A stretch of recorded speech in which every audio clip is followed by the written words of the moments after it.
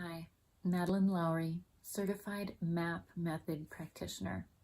I'm here to talk about the saying, what we resist persists, and how this applies to chronic illness. I see this a lot in the work that I do with advanced neural retraining techniques, specifically the MAP method, in working with people with all kinds of chronic conditions. What I understand through working with so many people, so many different situations, is that healing starts with acceptance of who we are and where we are, the state that we are in, right? And the reason this is that with chronic illness, right, there's this tendency to exacerbate a kind of split between mind, body, and spirit. So we are all mind, body, and spirit, right? This MAP method of advanced neural retraining is a mind-body practice. When we have a split between mind, body, and spirit, we are degrading our innate ability to heal. Now, how can that be, right? In functional medicine and in my training, original training as a nutritional therapy practitioner, we talk about an innate intelligence inherent to the body that allows the body to heal itself, right? And so what we are doing as nutritional therapy practitioners, other functional medicine practitioners would probably say the same. What we are doing is we are trying to remove the stressors, the blocks, the barriers that are preventing the body from coming back into a state of health. But what I understand further now, having worked with subconscious mind extensively, is that innate intelligence is not something that is just integral to us, right? And it's not a static thing. It's based on a connection that we have to a kind of universal consciousness. You might think of it as a life force energy, right? This is sometimes called chi or prana, or, in other religious traditions, there are different names for it, like Holy Spirit, right?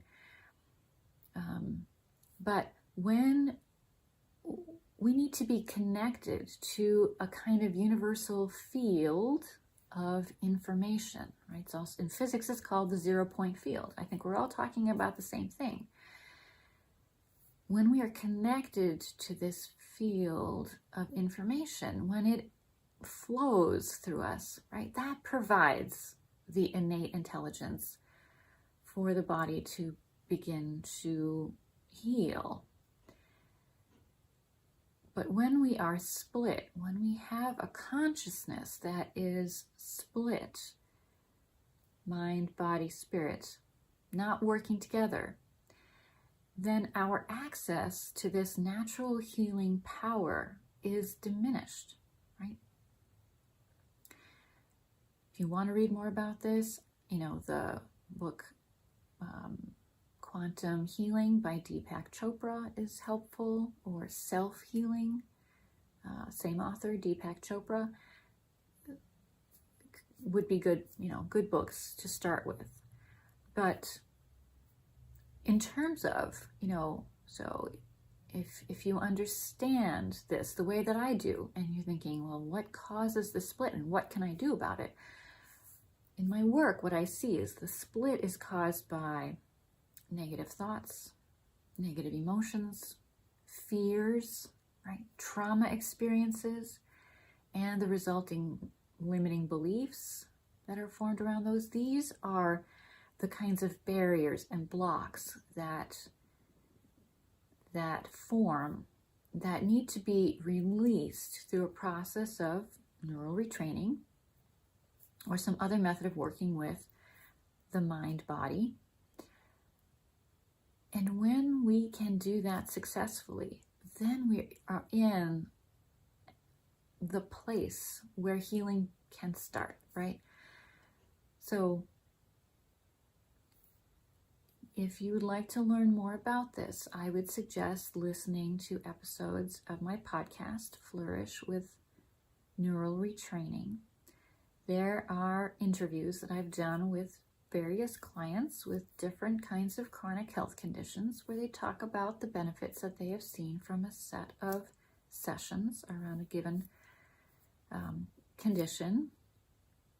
And you know, hearing the stories, I think, is very helpful for understanding how this process unfolds, right? How it is that we can work with painful emotional memories or triggers for painful emotions and neutralize the underlying trauma experiences behind those responses, thereby releasing unconscious sources of stress that are keeping us split, that are keeping us from accessing healing and improving our health. You can also visit the website Mind Remap for Health and learn more about this particular modality if working with the mind is something that you are interested in. So, thank you for listening.